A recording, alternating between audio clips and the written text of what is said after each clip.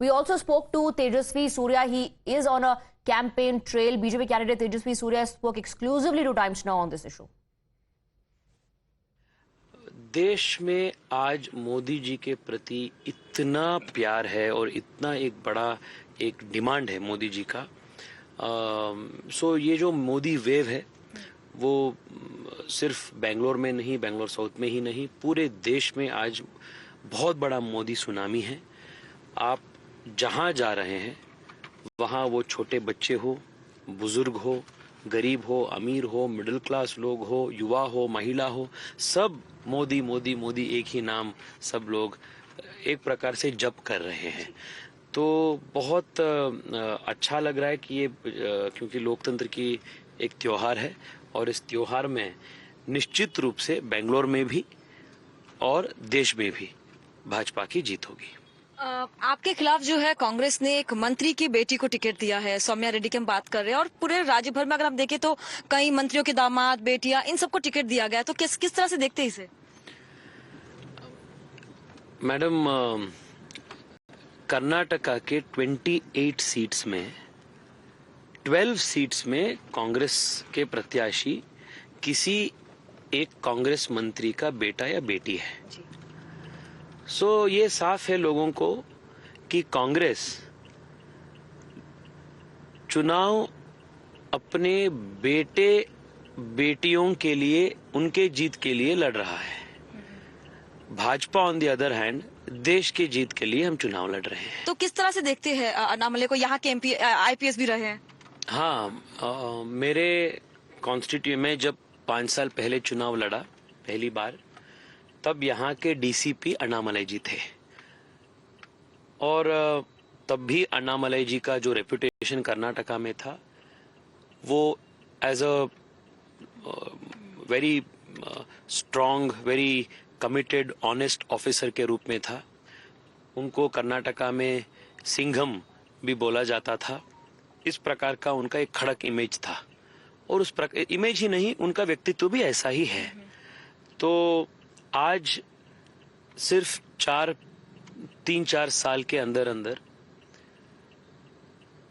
BJP के पूरे cadre को नया ऊर्जा देकर और विपक्ष के तौर पे जैसे कैसे सरकार को एक कॉर्नरिंग करना चाहिए और इश्यूज के आधार पर पॉलिटिक्स करना चाहिए, इसके लिए भी Annamalai ji is a role model for a lot of politicians who are in the opposition. Wayanad में हमने रिसेंटली देखा, मैं कल परसों वही थी, कि पार्टी फ्लैग्स जो है सबसे पुरानी पार्टी को निकालने पड़ रहे हैं। क्या आपको लगता है कि कांग्रेस ने मुस्लिम लीग के सामने घुटने टेक दिए हैं? मैडम, कांग्रेस ने आज नहीं, इंडिपेंडेंस से पहले ही इस प्रकार से सरेंडर हो गए थे मुस्लिम लीग को, इसलिए भारत विभाजित हो गया। इसमें सरप्राइजिंग बात ही नहीं है, इसमें नई चीज है ही नहीं। कांग्रेस आज से नहीं, स्वतंत्रता से पहले ही मुस्लिम लीग को कांग्रेस पार्टी ने सरेंडर कर दिया था, इसलिए देश का डिवीजन हो गया, देश का विभाजन हो गया। और आज भी आप 70 इयर्स का आप जब देश के इतिहास देखते, 65 इयर्स का, what is the Congress rule? It is nothing but surrender, nothing but appeasement, nothing but falling, bending over backwards to appease these anti-national radical elements. This is the DNA of the Congress party. When has the Congress party ever stood up with a spine for justice, for the country, for things which are right? इसलिए लोग Congress party को ऐसे reject कर रहे हैं। SDPI भी तो support कर रही है। ये सब वही है ना, एसडीपीआई, मुस्लिम लीग, ये सब एक ही प्रकार के ऑर्गेनाइजेशंस है। एसडीपीआई तो बैन टेररिस्ट ऑर्गेनाइजेशन है। सो आज कांग्रेस को टेररिस्ट ऑर्गेनाइजेशंस का मदद लेना जरूरी बन गया है, मतलब मजबूरी बन गया है।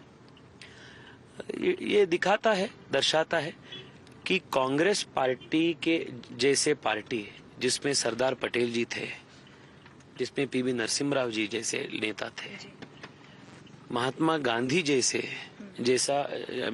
नेता जिस पार्टी का नेतृत्व किए थे, ऐसे पार्टी आज एसडीपीआई जैसे टेररिस्ट ऑर्गेनाइजेशन के साथ इंडियन मुस्लिम लीग जैसे जिन्नावादी ऑर्गेनाइजेशंस के साथ गठबंधन में रहकर पॉलिटिकल सर्वाइवल करना आज उनका मजबूरी बन गया है।